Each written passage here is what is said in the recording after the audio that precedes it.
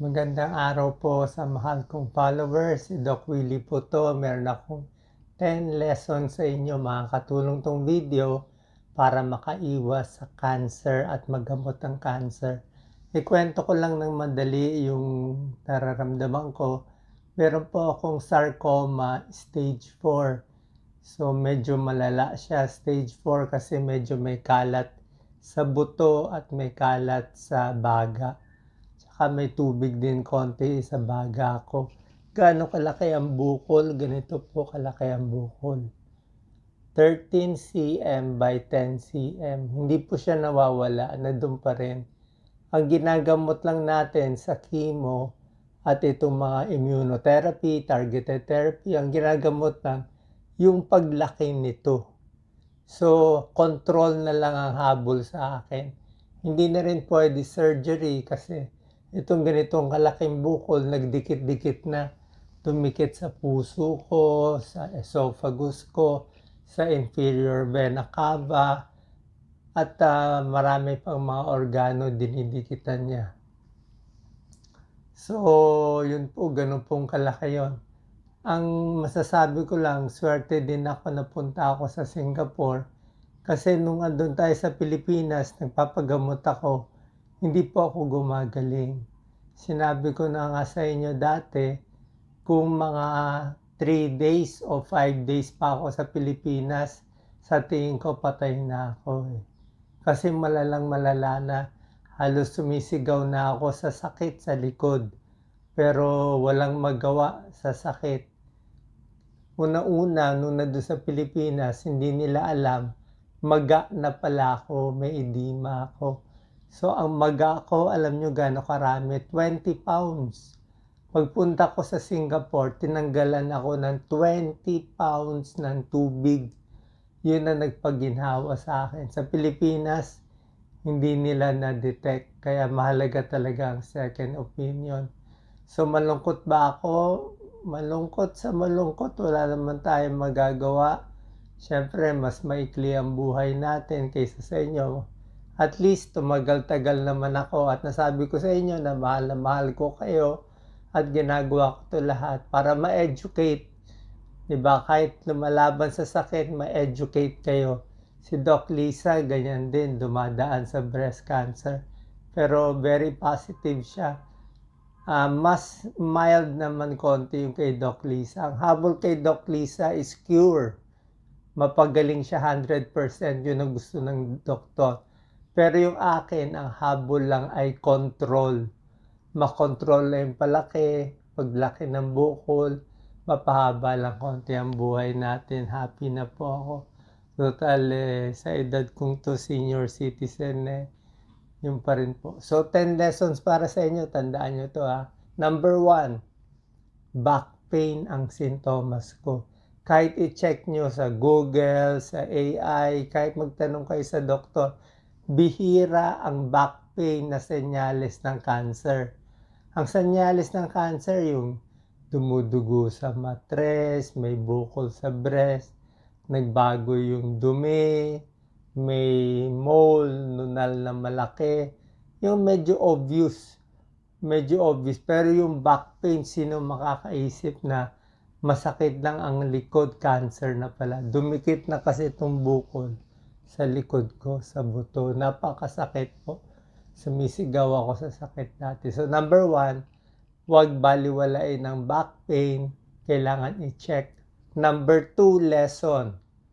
Importante to. Ultrasound is not enough. Dati lagi ako nagpapa-ultrasound. Hindi nakikita. Hindi ko alam. Ganitong kalaki. Dapat nakita So, depende kasi yung ultrasound sa galing ng naggagawa ng ultrasound. Kung kaya ba niya ma-detect.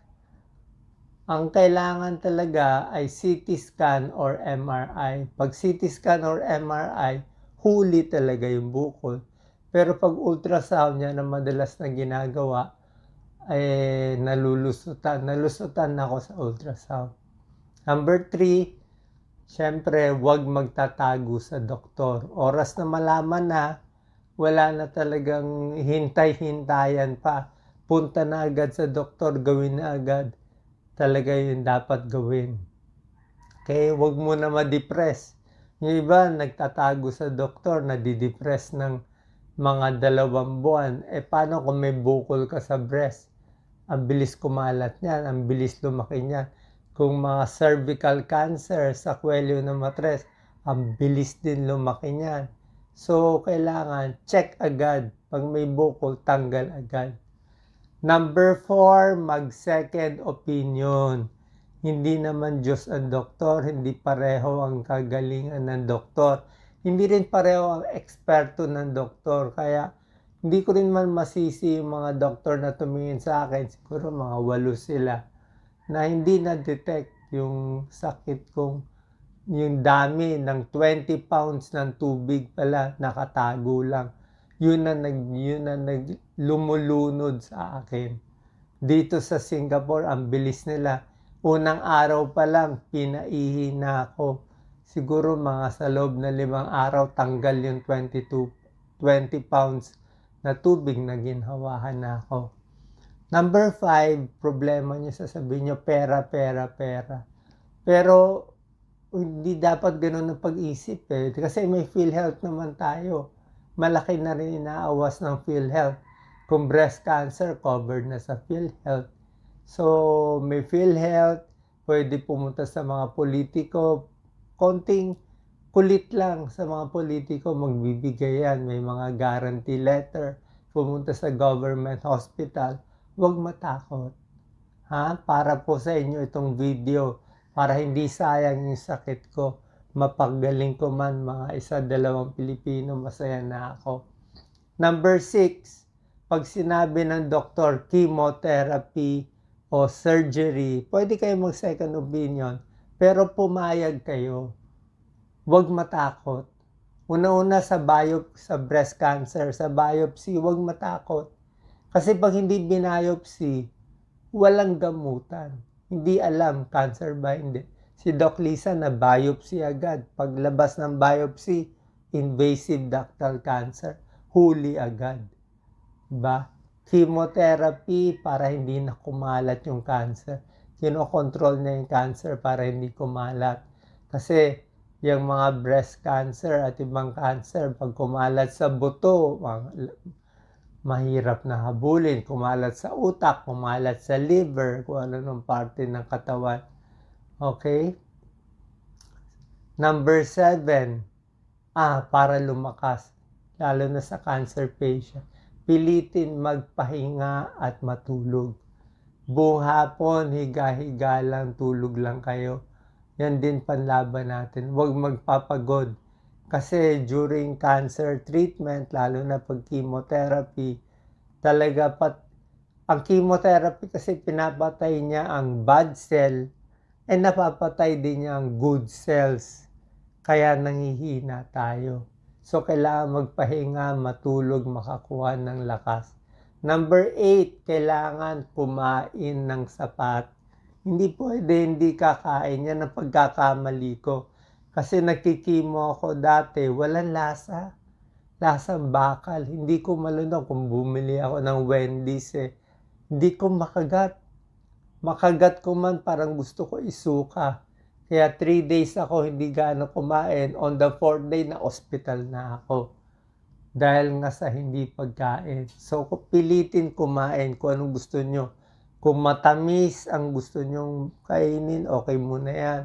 Kung maalat ang gusto nyo, sige, pagbigyan na. Basta kumain muna. Number 9, kailangan tanggapin ang sakit. Wala tayong choice Andyan na yan Diba? Pag hindi natin tinanggap, hindi natin malalabanan. And number 10, magdasal lagi sa Diyos. Lagi lang kami nagdadasal. Wala naman may alam ng buhay natin. Diyos lang ang bahala. Kasi nagbibigla-bigla yung mga cancer. Like yung cancer ko, hindi ko alam kung kailan babalik ulit, lalakas ulit. Wala tayong magagawa So, dasal talaga laban natin. Pa-check up sa doktor, tuloy ang gamutan. Sana po nakatulong ang video ko sa mahal kong followers. Alam niyo naman, ginagawa ko to kahit may sakit ako dahil mahal na mahal ko kayo. Ang dami nagsusulat, nagme-message, halos buong Pilipinas marami akong nakikitang mga messages. So, thank you sa pagdasal sa akin at i-check niyo yung sarili niyo. Baka itong video ang daan para mahuli din natin ng maaga ang sakit ninyo, maka-save tayo ng buhay sa pamamagitan ng experience ko. God bless you. I love you all. Thank you very much.